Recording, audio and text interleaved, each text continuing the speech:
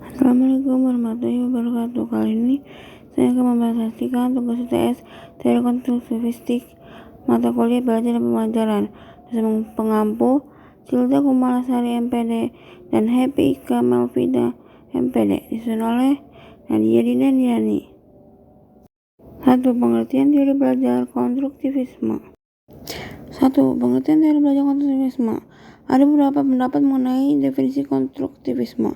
Beberapa ahli, menurut Suyono dan Haryanto, konstruktivisme adalah belajar yang dilandasi premis bahwa dengan merefleksi pegal mengonsumsi pengetahuan kita tentang dunia tempat kita hidup.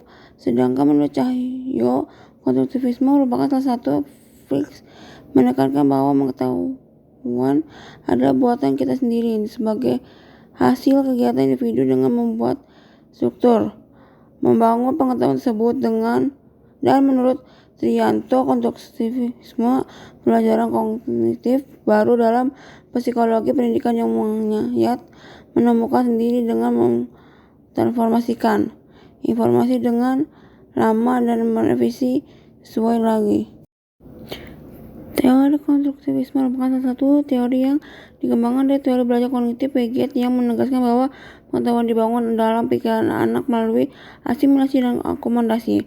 Teori konstruktivisme lahir dari gagasan Vygotsky dan Piaget. Teori konstruktivisme sama yang dikembangkan dari teori belajar kognitif. 2. Pembelajaran menurut teori belajar konstruktivisme.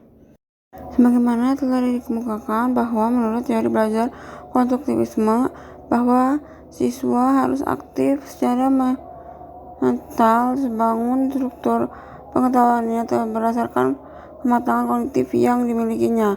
Whiteley mendukung pendapat di atas dengan mengajukan dua prinsip utama dalam pembelajaran dengan teori belajar konstruktivisme, yaitu 1. Pengetahuan tidak dapat diperoleh secara pasif, tapi secara aktif oleh struktur kognitif siswa.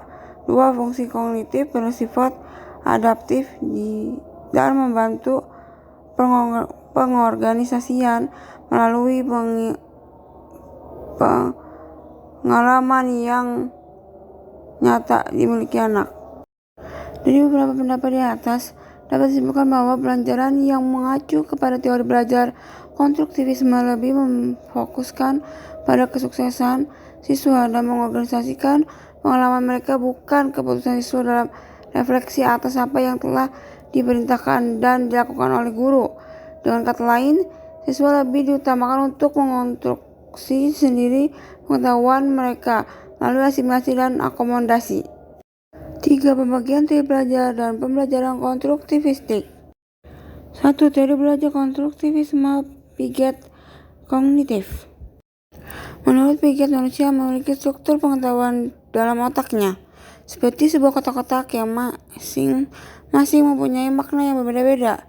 Oleh karena itu, dalam proses belajar terjadi dua proses, yaitu proses organisasi, informasi, dan adaptasi.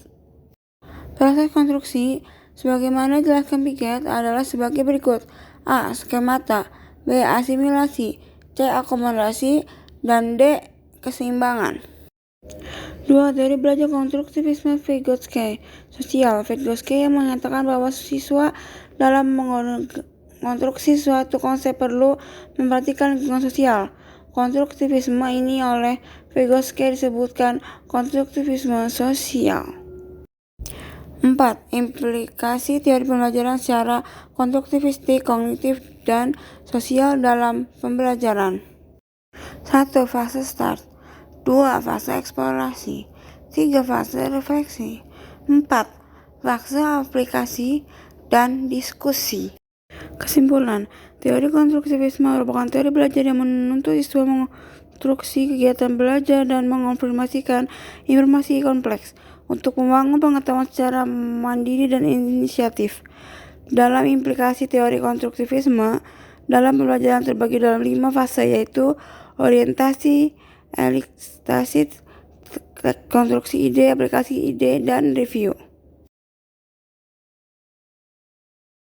Terima kasih. Wassalamualaikum warahmatullahi wabarakatuh.